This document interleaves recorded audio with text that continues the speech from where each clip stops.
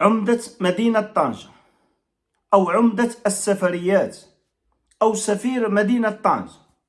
تتعدد الألقاب، لكن المراد هو أن عمدة طنجة محب للطيران.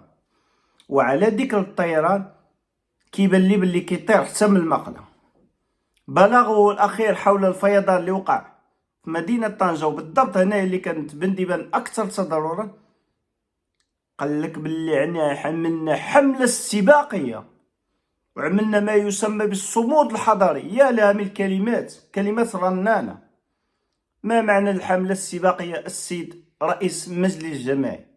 كنت كتسابق مع الملك كان هو كيدي في السلعة لعباد الله حفظنا الله يعني من خسائر في الأرواح. ما معنى الصمود الحضاري؟ من كان صامدا؟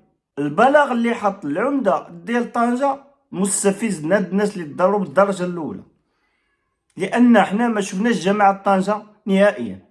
الجماعة طنجة أو عمدة طنجة غائب. في الأخير يصدمنا ببلاغ كتبولو شي شاعر قال لك حنايا عملنا صمود، ما يسمى بالصمود الحضاري، مصطلح جديد. عمدة خصنا نجيبو له واحد المعجم يزيد فيه واحد المفردات في اللغة ديال تدبير الشأن العام. رغم أن الخطأ واضح، شركة أمانديس اللي نتوما عطينا التدبير المفوض لم تقم بكنس المجاري في الصيف كما هو معمول به سنويا.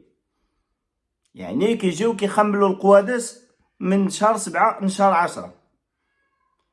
هذا العام لم يتم كنس يعني المجاري بالضبط هذه بنديبان، ويعني ولدينا معطيات وتسقس داكشي يعني بالفيديو. رغم ان في منطقة بنديبان عندنا قادوس كدوز فيه 7 الناس يدوزوا لدقة واحدة، ولكنه ديك القادوس ما وصلوش الماء بماء، يعني الماء بقى فوق منه في الشارع. السبب اش السي العمدة؟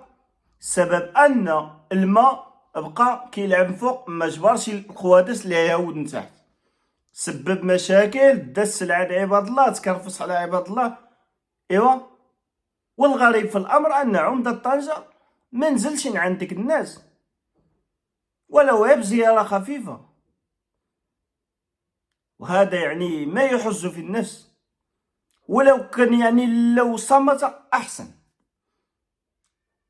بلاغ استفزازي، بلاغ يعني يحمل العديد من المغالطات. وحنا في الشارع حنا حضرنا على كل شيء، حنا حضرنا لغدا، حنا تبعنا المجريات ديال ديك الحادثه. حفظ الله، يعني لولا يعني الالطاف الالهيه لكنا في خسائر بشريه. ساعه السي العمده غتنزل بلاغ تعزيه معروف. تحيه الى عمده السفريات.